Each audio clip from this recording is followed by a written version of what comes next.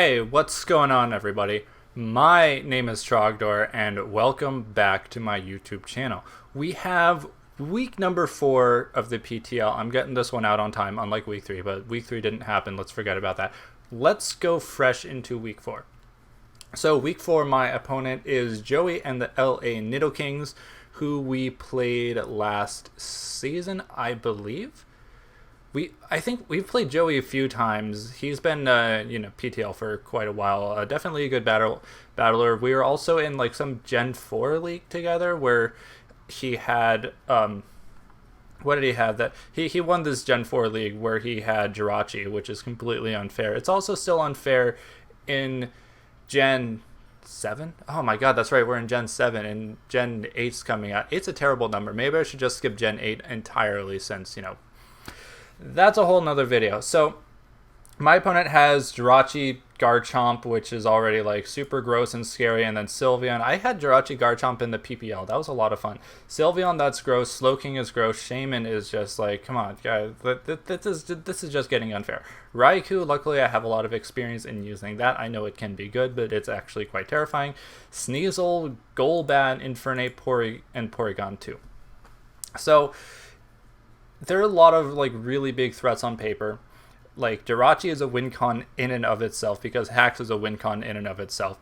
Garchomp is super scary to deal with. Sylveon is like so tanky and just comes in on a lot of things. And overall, this team is just like pretty stacked in terms of its threats, its versatility, and its abilities to deal with Tapu Lele. So I've got Tapu Lele. I'm running a very unique set, in that's a Choice Scarf Tapu Lele. No one's ever run this set before. This is the first time anyone's ever run a Choice Scarf Tapu Lele.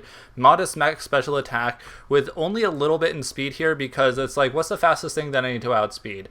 I can't outspeed Scarf Garchomp, so I might as well just like go for, I can't outspeed Scarf Infernape either. I might as well go for like Jirachi, but even that will, I can't do a thing to Scarf to Jirachi at all. It's like, if Jirachi goes for an Iron Head and I think it's Scarf, there's no way I'm going into Lele. So, I've got Shadow Ball to like surprise it on a switch in.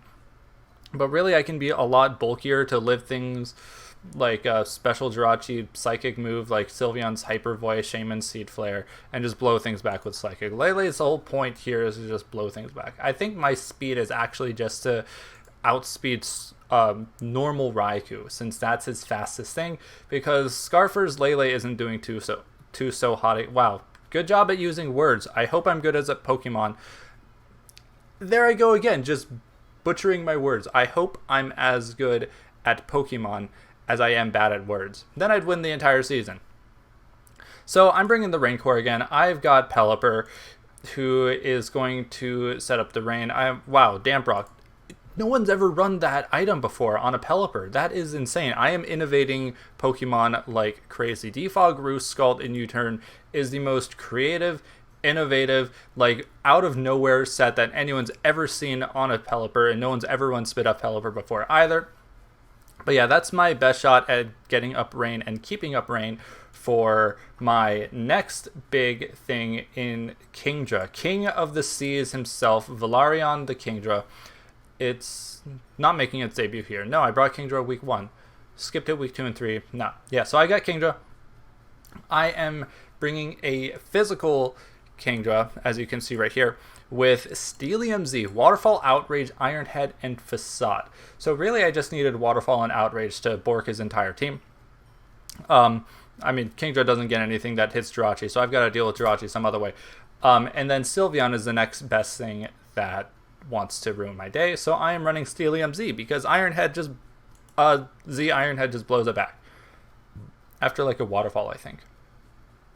No, after like a round of Rock. Steelium Z Iron Head does a lot of damage to Sylveon. That otherwise I would have been max attack. Like, this is just enough to like blow it out of the water, literally, because Rain is going to be up. Wow. So Kingdra's here to just like destroy lives. I could have run a mix set with the Ice Beam for like the Shaman, but Outrage is just doing way more damage to it. So it's like, once I destroy Sylveon with the Steelium Z, I just like Outrage spam it. A lot of his checks to Kingdra, I'm looking mostly at the Slowking and Porygon 2, would really like to status me. So I'm hoping I can like, use Pelipper to scout what they're going to do. If they want to go for some status, I switch in Kingdra to get a delicious, well, I wouldn't really appreciate a Thunder Wave, but a Toxic or a Fire Wisp, and then just blow things back with Facade, because it's like after that I like 2-hit KO the Slowking or something. Yeah, I think that's about right. So next up, making its debut, my Moltres. I never gave Moltres a nickname, did I? I already played this battle and I just realized I've never given Moltres a nickname.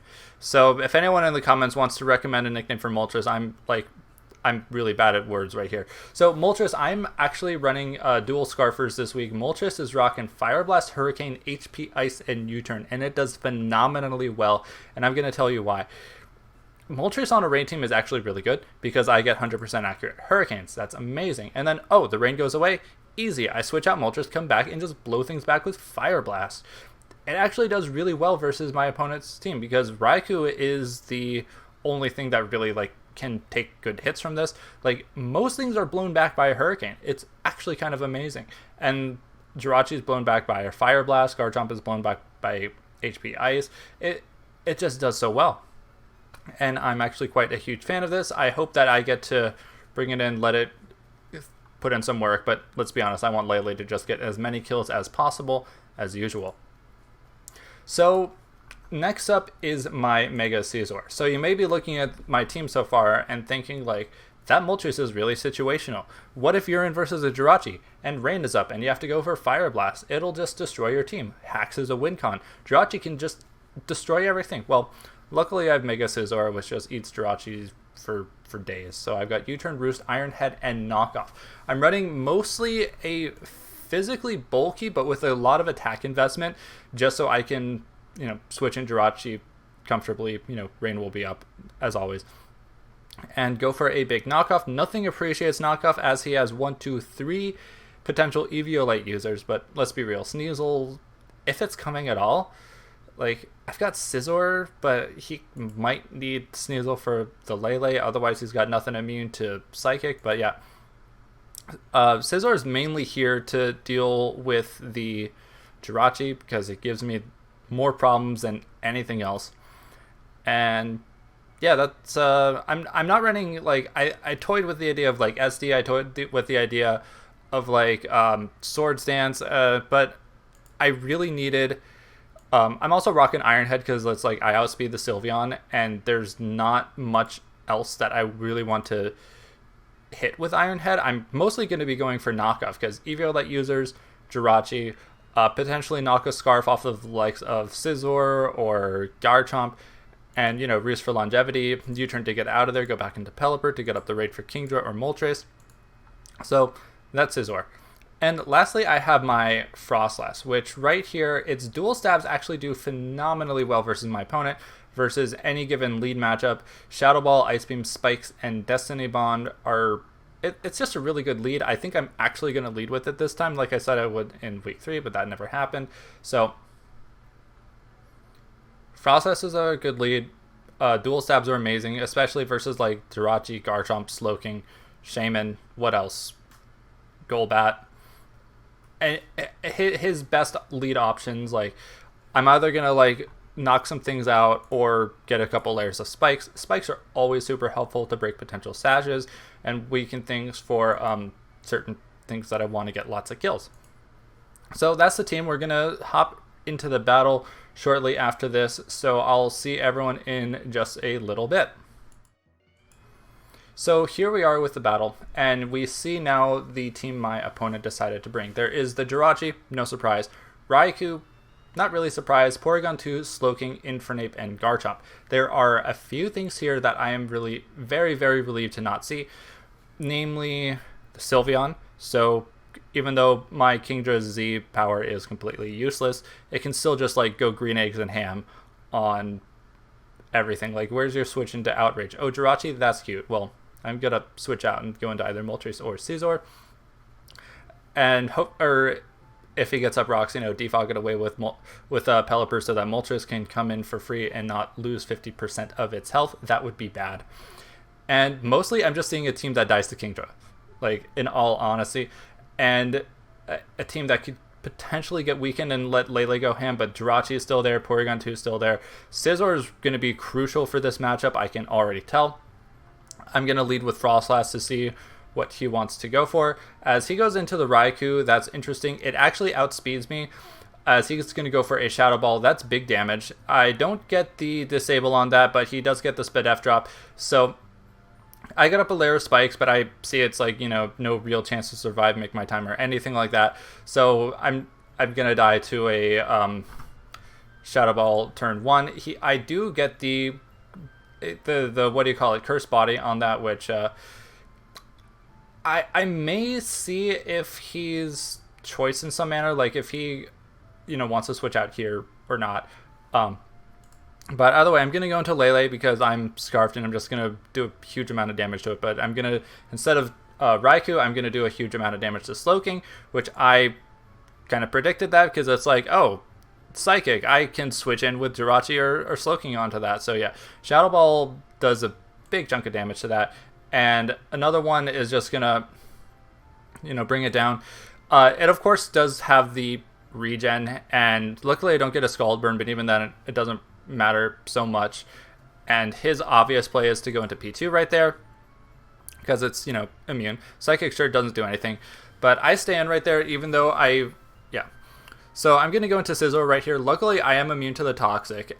Good to see that that's what the P2 has. I'm going to knock off its Eviolite just to do that. And Foul Play doesn't do a whole lot of damage. That's actually pretty good tech because, you know, more offensive Scizor did match up phenomenally well, but I'm quite bulky. And now that I've gotten rid of, what do you call it, the Eviolite, I can just, you know, U-turn for free. That U-turn did a big chunk of damage, which, yeah. But even then, like, Scald, what do you call it?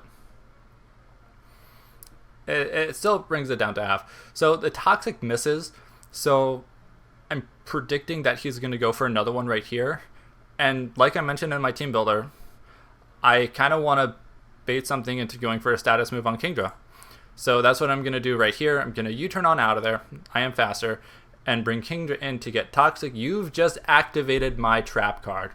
So Waterfall blows it back, as it's just going to do to, like, everything else on his team. Like, let's be honest. If it weren't for the Toxic timer right here, which I kind of wanted that to be on there, and the limited amount of number of rain turns, then Kingdra would just go Green Eggs and Ham, unless that's like a physically defensive Jirachi, which I don't think I 2-hit KO, given that I'm not, like, what do you call it, 100% invested in my attack stat. Well, it still has the potential to do a big chunk for other things on my team.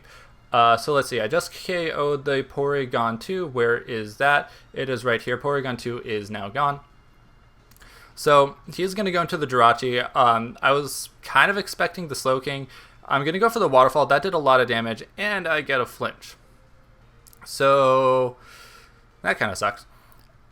After the spikes, it was kind of after the layer of spike, it was kind of a roll to 2-hit KO this thing, but after the flinch, it's like, oh, I might be able to snag it next turn. But he gets the leftovers recovery. I'm going to go for another Waterfall, bring it down really low, and yeah, I'm sorry about that, but the flincher has become the flinchy. Kingdra is going to die to Toxic in just a couple turns after Jirachi goes down, but Garchomp comes in and I can just, you know, go for a big boy Outrage, get rid of that. But as before I go down to Toxic, I go down to Garchomp's what do you call it, Rough Skin. That's it. But I would have gone down to Toxic the next turn. So Kingdra just destroyed half of his team. Well, I wouldn't say destroyed, it was more like hacks because of you know, Jirachi, but I guess it infected me with all the flinch magic. So yeah, Kingdra was great. I'm very happy with his performance. Infernape comes in. That's just like a free show for Tapu Lele, as yeah, it's just gonna go down to Psychic. Slowking comes in, and that crit didn't really matter. But then again, like I would have 2-hit KO'd it regardless. So yeah, kind of what I was hoping to happen, in that and that Kingdra would just like punch a really big hole, and Lele would clean up. Kind of happening now. So yeah, Lele is just going ham, but Raikou comes in, and this is actually starting to look like a problem for me. So I know for a fact that Psychic does not KO Raikou after Layer Spikes, even though I'm max Modest and the Psychic Train doesn't KO. So what else do I have? I have Pelipper, which just dies. I have Scizor, which I don't have priority. Priority Bullet Punch would have done a nice chunk after the, what do you call it? It could have potentially gone, like, the combination of Psychic and Bullet Punch could have potentially taken out the Raikou. But unlikely. He could be, like, have HP Fire or something. So the more I look at this, the more I look like I just could have gone from, like, 4-1 to 1-0. Like, because I know Raikou is going to take out my Lele. And from his point of view, it looks like Raikou can clean up the rest of the team. But I do have my, what do you call it? Scarf Moltres. The problem with Moltres is my powerful moves are inaccurate. So one potential thing would be to go into Pelipper first, get up the rain, sack it, go into Moltres, go for the Hurricane, which even though it's resisted does a decent amount of damage, but the more of looking at everything, the more it's looking more and more unlikely that I'm just going to have to see how much my Psychic does to the Raikou and go from there. So it brings it down to 16% as I get taken out from the Shadow Ball. I was able to confirm up to this point that it is not choice in any way. It could be choice Scarf, but that would be, well, I don't know. So I figured my best bet right here is to come into Moltres, hope that the HP Ice kills, and just go for that, because he doesn't know I'm Scarf. There we go.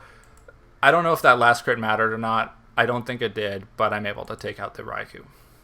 So that was a super hacksy match. It was kind of weird to record this because it's like, on one hand, it's like, oh, I'm making some really cool plays. And it's like, oh, well, not really, because that was kind of just because I got a flinch on the Jirachi, or a crit on the Slowking, or a crit on the Porygon 2, or the Raikou. It was kind of a hacks fest, which I don't like winning this ways, but I won regardless. Even without Kingdra taking out the Jirachi like that, it still would have made things easy for Scarf Moltres, which is kind of what I was hoping for it to take some lives in the first place, but, and also, you know, Tapu Lele doing more damage to it and stuff. So yeah, Raikou is now KO'd, and also Tapu Lele is KO'd, so that is the final. Yeah, so good game to my opponent. Once again, sorry about all those crits and flinches, but it's Mons, and Scizor didn't even get to bust its moves, and Moltres, only got to show some of its spice. But yep. So we pop up to 2-2. I'm not sure about the differential at this point, but it's in the, I think -2, 4, 2, 3, and 4. Yeah, something like that. So anyways, that concludes week number 4. If you like the video, go ahead and like it. Subscribe if you want to keep up with this series or my other battles. I will have multiple battles out this week. I think this is, I don't know which order they're going to come out, but yeah, more battles coming up. And yeah, otherwise that's all I've got for today. So thanks for watching, and I'll see everyone in the next video. Take care now. Bye-bye.